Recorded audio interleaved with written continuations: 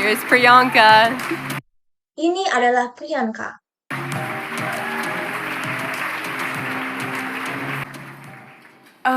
Good afternoon, everyone. I'm gonna just keep it here. Oh, selamat siang semuanya. Saya akan mengingatnya hari ini. Good afternoon, everybody. This is Ava. She's 16 years old. Selamat siang semuanya. Inilah Alva dan dia berusia 16 tahun.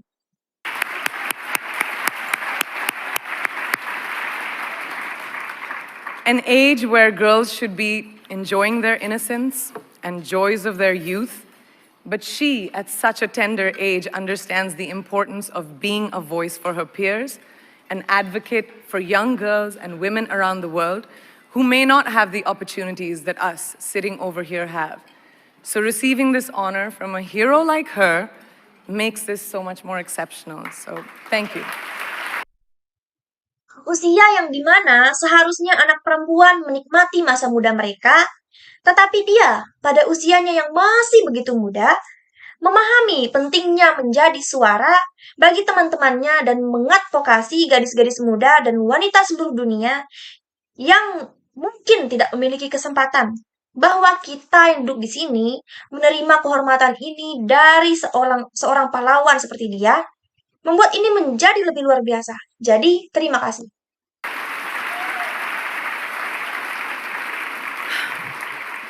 Good afternoon, and thank you, and wow, I am so privileged and so honored to be sharing this afternoon with all of you and these incredibly amazing women that are being honored today.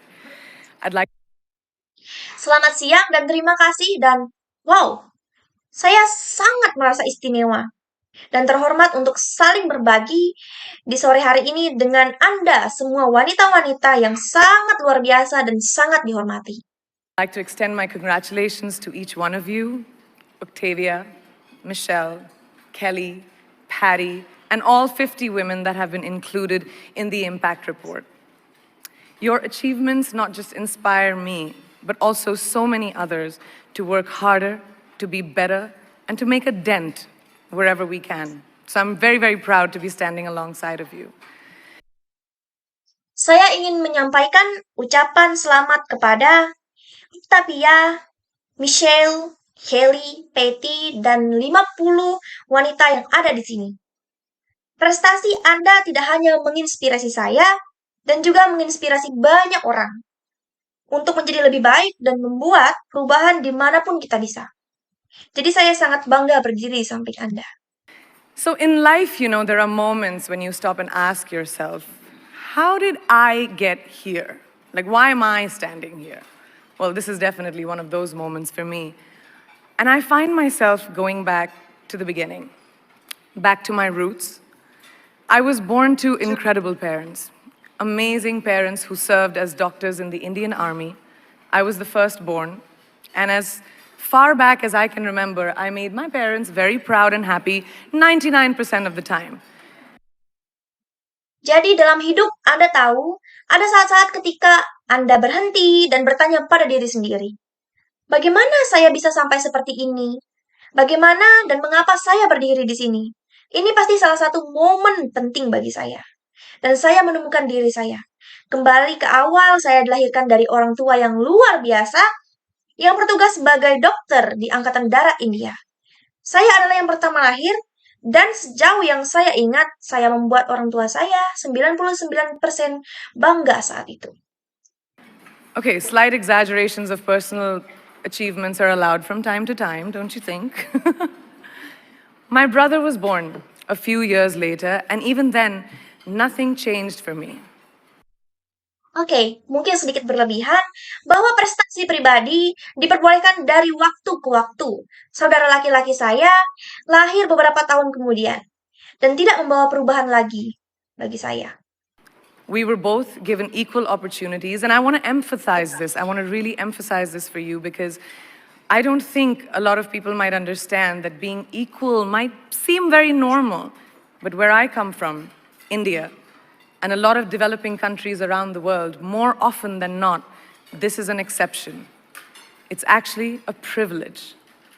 My first experience of the glaring disparity between boys and girls came at a very, very young age.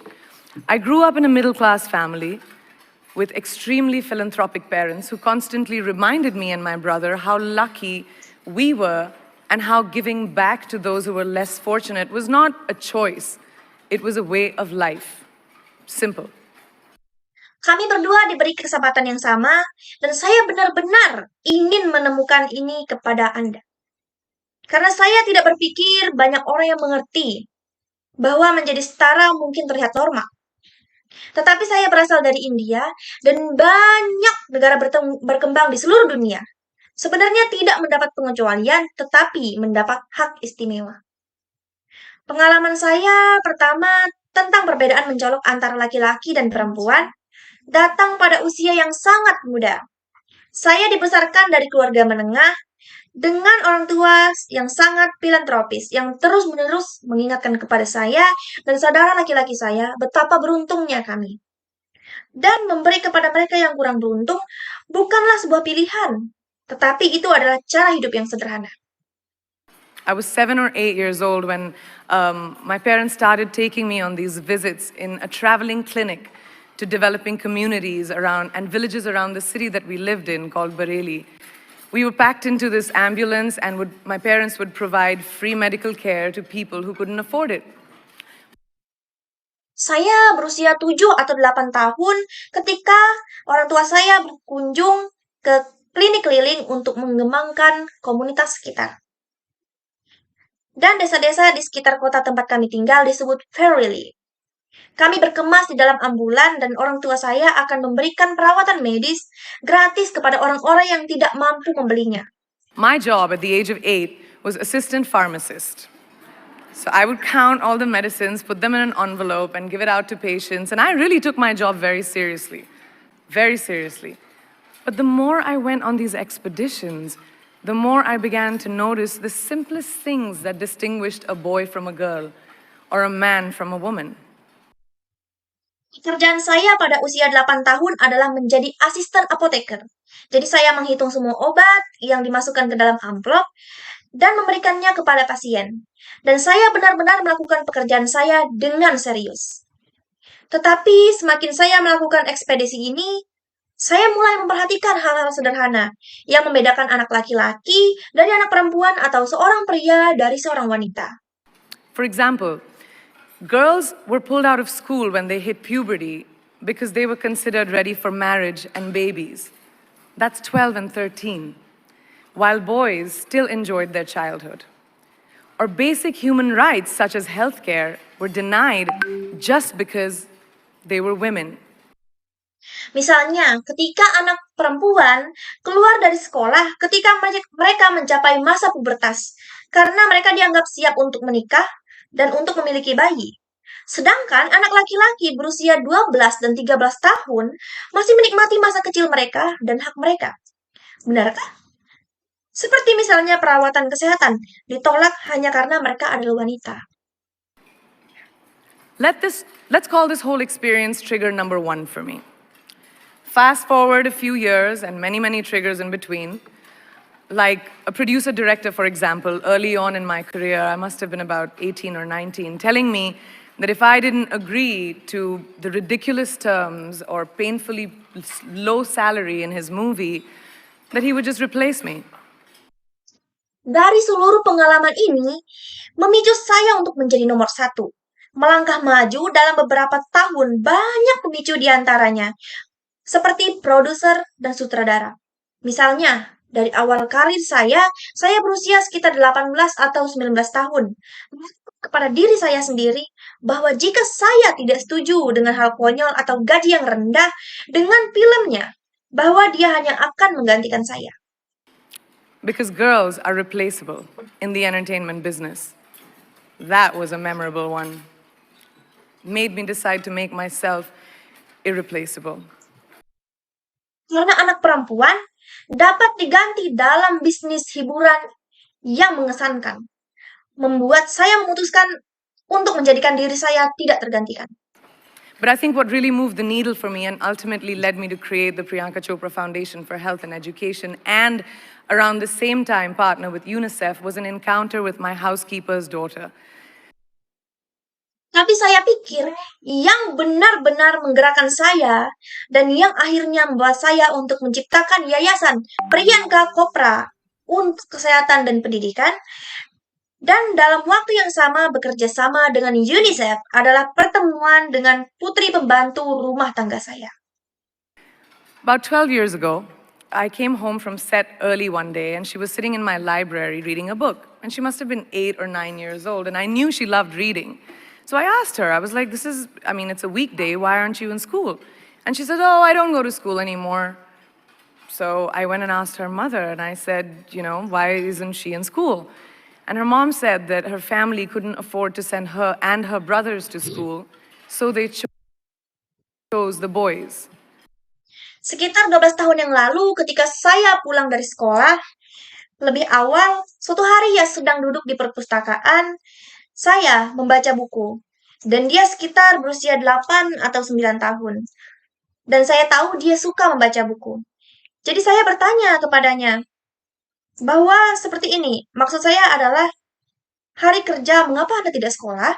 Dan dia berkata, oh, saya tidak pergi ke sekolah lagi. Jadi saya bertanya kepada ibunya, dan saya bilang, Anda tahu mengapa dia tidak bersekolah?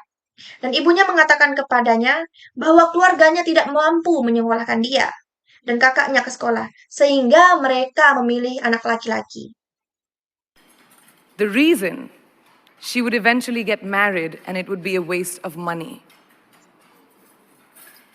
I was completely blown and it shook me to my core.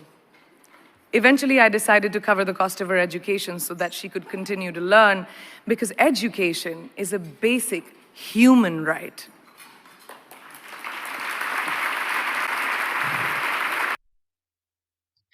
Alasannya dia akhirnya menikah dan itu akan membuang-buang uang jika dia sekolah.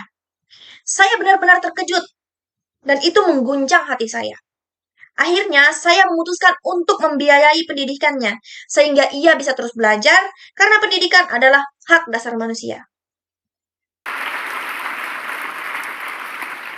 And a huge necessity, especially today. From that point on, I was determined to make a difference in as many children's lives as I could, in whatever big or small way that I could contribute. There's a really, really beautiful quote that I read recently, and I think it's absolutely appropriate to explain what I'm trying to say today. The hand that rocks the cradle, the procreator, the mother of tomorrow, a woman shapes the destiny of civilization.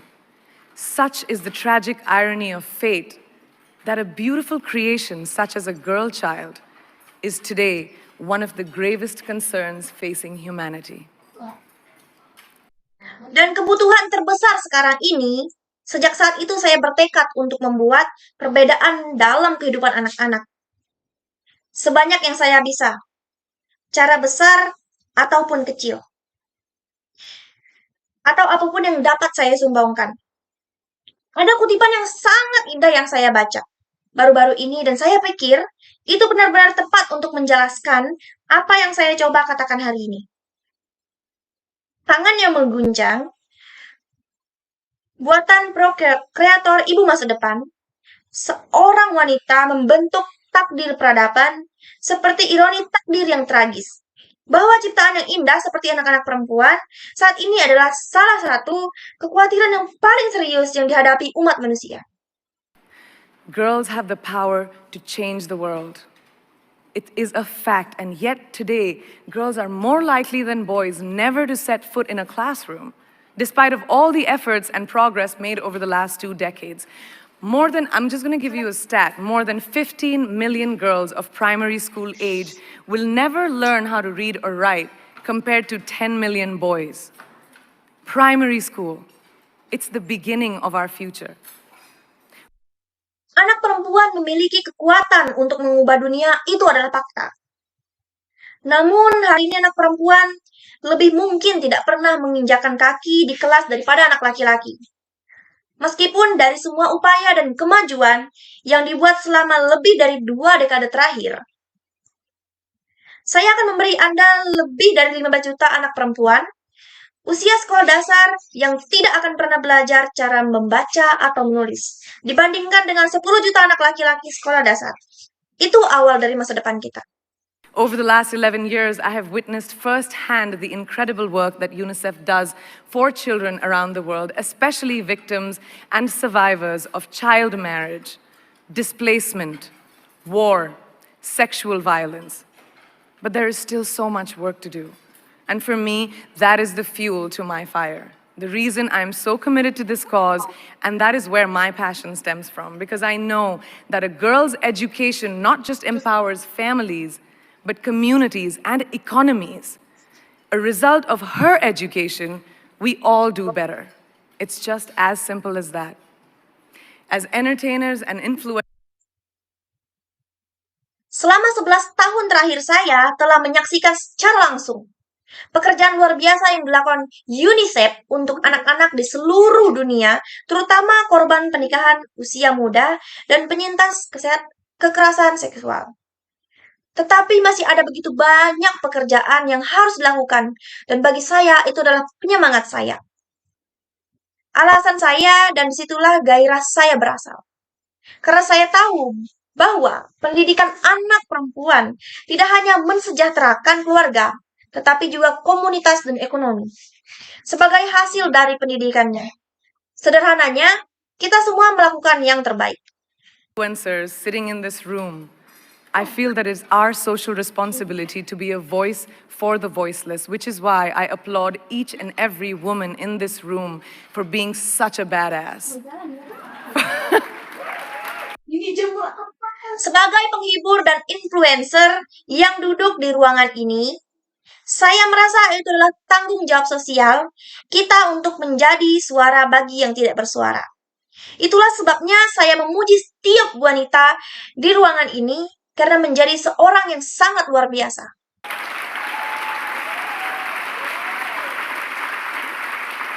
For using your platform and your voice to contribute to change and for ensuring that there is not even one lost generation as long as we are alive. I'd like to thank Menggunakan platform dan suara Anda untuk berkontribusi pada perubahan dan untuk memastikan bahwa tidak akan ada generasi yang hilang selama kita masih hidup. Variety and all of you for encouraging me and all of us in this room to keep going and fighting on. Thank you so much. Saya ingin mengucapkan terima kasih kepada Anda semua karena telah mendukung saya dan kita semua dalam ruangan ini untuk terus berjalan dan berjuang. Terima kasih banyak. Okay, maybe that's all from me. Thank you.